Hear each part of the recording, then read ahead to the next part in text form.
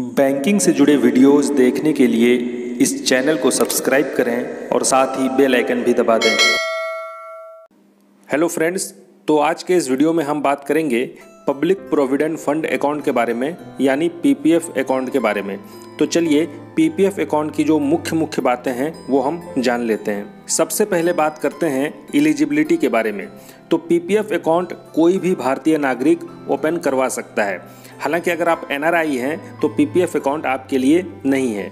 इसके अलावा जो माइनर्स होते हैं, यानी कि जिसकी उम्र 18 साल से कम होती है, उनके नाम पर भी पीपीएफ अकाउंट ओपन हो सकता है। आप अपने पीपीएफ अकाउंट में एक फाइनेंशियल ईयर में कम से कम 500 रुपये और ज़्यादा से ज़्यादा 1.5 लाख रुपए तक डिपॉजिट कर सकते हैं। How to deposit? तो आप अपने पीपीएफ अकाउंट में चाहे तो ऑनलाइन ट्रांसफ़र के जरिए डिपॉजिट कर सकते हैं, या फिर अपने होम ब्रांच जा कर के चेक के थ्रू डिपॉजिट कर सकते हैं, या फिर कैश डिपॉजिट भी कर सकते हैं। यदि आप किसी एक फाइनेंशियल ईयर में अपने पीपीएफ अकाउंट में कोई भी डिपॉजिट नहीं करते हैं तो आपका अकाउंट इर्रेगुलर हो जाएगा। इसे फिर से एक्टिव करने के लिए आपको एक 50 रुपये की पेनल्टी ब्रांच में पे करनी होगी, फिर आपका अकाउंट एक्टिव हो जाएगा। पीपीएफ अकाउंट का मैच्योरिटी पीरियड 15 साल के लिए होता है। अगर आप चाहें तो 15 साल के बाद इसे 5-5 साल के ब्लॉक में अनलिमिटेड टाइम के लिए एक्सटेंड भी कर सकते हैं। चलिए अब विड्रॉल की बात कर लेते हैं। 15 साल पूरे होने के बाद आप अपने पीपीएफ अकाउंट से फुल विड्रॉल कर सकते हैं। अगर आप चाहें तो उससे पहले पार्शियल विड्रॉल की फैसिलिटी भी पीपीएफ अकाउंट में अवेलेबल रहती है। पीपीएफ अकाउंट में प्री मैच्योर क्लोजर की भी फैसिलिटी रहती है, लेकिन ये फैसिलिटी अकाउंट ओपन होने के 5 साल बाद से मिलनी शुरू होती है। आप मेडिकल ट्रीटमेंट या फिर हायर एजुकेशन के लिए अपने पीपीएफ अकाउंट का प्री मैच्योर क्लोजर करवा सकते हैं। पीपीएफ अकाउंट की ये सबसे खास बात है कि इस पर टैक्स बेनिफिट मिलता है।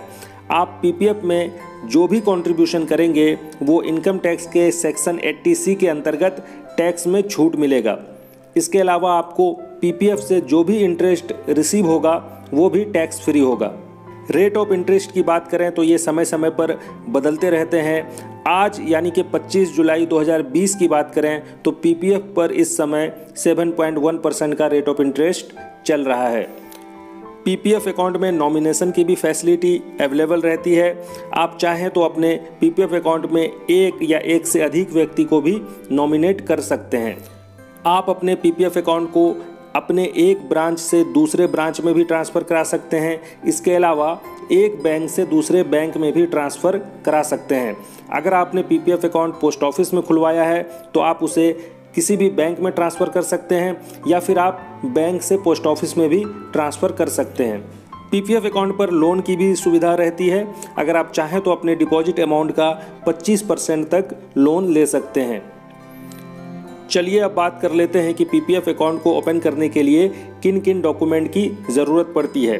तो सबसे पहले आपको पीपीएफ का अकाउंट ओपनिंग फॉर्म अपने बैंक से लेना होगा और इसे भरकर 2 पासपोर्ट साइज़ फ़ोटोग्राफ, आधार कार्ड और पैन कार्ड के साथ इसे ब्रांच में सबमिट करना होगा। आप चाहें तो इस फॉर्म को ऑनलाइन भी बैंक की वेबसाइट से डाउनलोड कर सकते हैं। जैसे कि अगर आप एसबीआई में पीपीएफ अकाउंट ओपन करवाना चाहते हैं तो आप ऑनलाइन एसबीआई से पीपीएफ अकाउंट के लिए ऑनलाइन एप्लीकेशन डाल सकते हैं। दोस्तों, आशा करता हूं कि ये वीडियो आपको पसंद आया होगा। अगर पीपीएफ को लेकर आपके मन में कोई भी सवाल हो तो आप नीचे कमेंट बॉक्स में पूछ सकते हैं। वीडियो अच्छी लगी हो तो इसे लाइक कर दें, दोस्तों में शेयर ज़रूर करें।